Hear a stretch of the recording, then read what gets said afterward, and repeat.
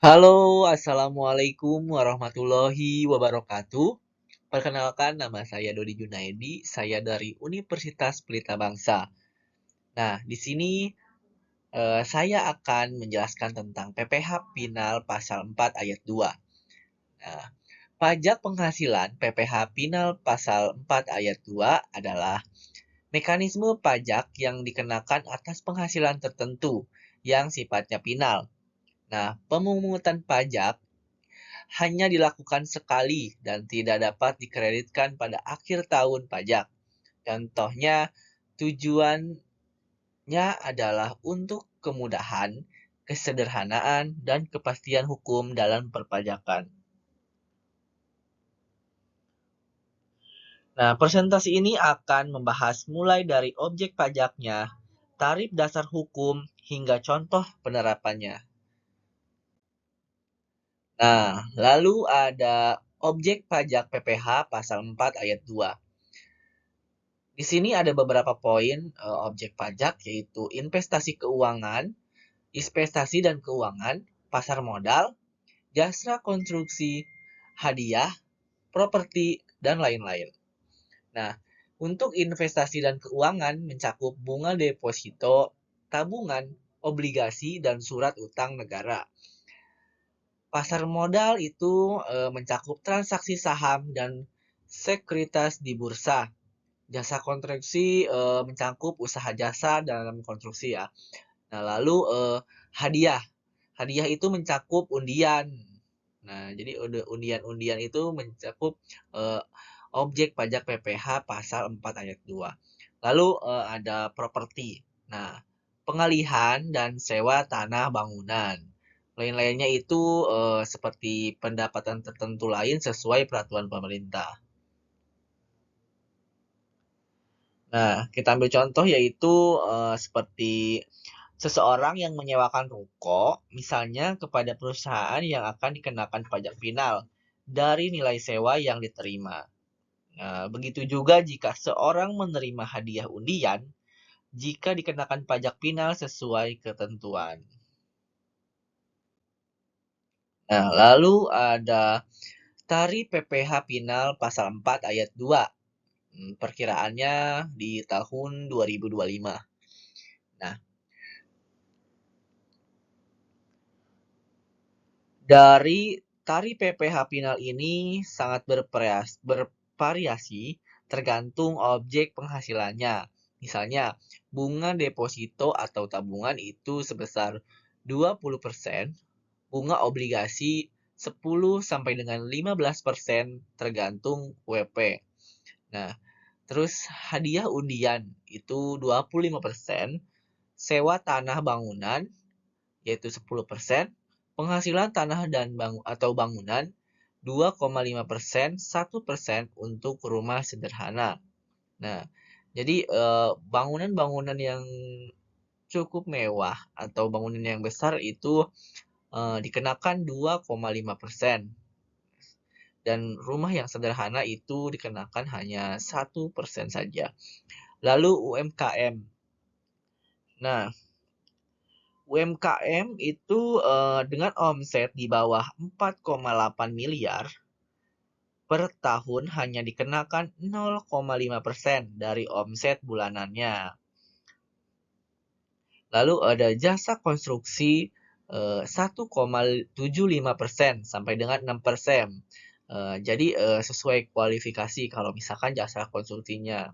Jadi jasa konstruksinya berbagai macam itu apa aja misalkan gitu. Jadi masing-masing udah ada eh, klasifikasinya tersendiri. Nah, tarif ini berlaku per tahun 2025 dengan beberapa penyesuaian berdasarkan jenis wajib pajak dan nilai transaksinya. Nah, misalnya UMKM dengan omset 40 juta per bulan hanya dikenakan pajak sebesar 200.000 rupiah. Nah, yaitu sebesar 0,5%. Atau jika kita menjual tanah seharga 1 miliar rupiah, PPh finalnya adalah 2,5%. Nah, 25% itu dari 1 miliar itu yaitu 25 juta rupiah. Lalu ada dasar hukum utama PPh Pinal pasal 4 ayat 2. Nah, di sini sudah ada undang-undang untuk PPh Pinal pasal 4 ayat 2.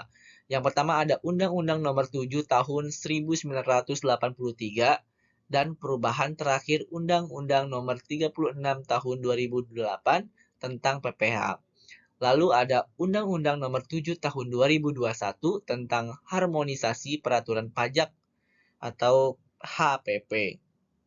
Nah, lalu ada PP Nomor 34 Tahun 2016 tentang pengalihan hak dan tanah atau bangunan. Lalu ada PP Nomor 55 Tahun 2022 tentang PPh UMKM. Lalu PMK Nomor 59 PMK.03 2022 tentang pemotongan dan pelaporan PPh Pinal. Lalu yang terakhir ada peraturan terkait jasa konstruksi dan sewa tanah atau bangunan. Nah, wajib pajak yang dikenakan PPh Pinal ini dapat merajuk langsung pada aturan ini ya. Nah, untuk mengetahui tarif dan prosedur yang berlaku. Seperti itu. Lalu ada pengecualian dan ketentuan khususnya. Nah, yang pertama ada bunga deposito yang kecil. Nah, bunga deposito atau tabungan di bawah 7 juta rupiah itu tidak dipotong PPh Pinal. Jika deposito di atas 7 juta rupiah itu terdapat potongan PPh Pinal. Lalu instansi pemerintah. Nah, instansi pemerintah ini tidak memotong PPh 4 ayat 2 untuk penginapan dan akomodasi tertentu.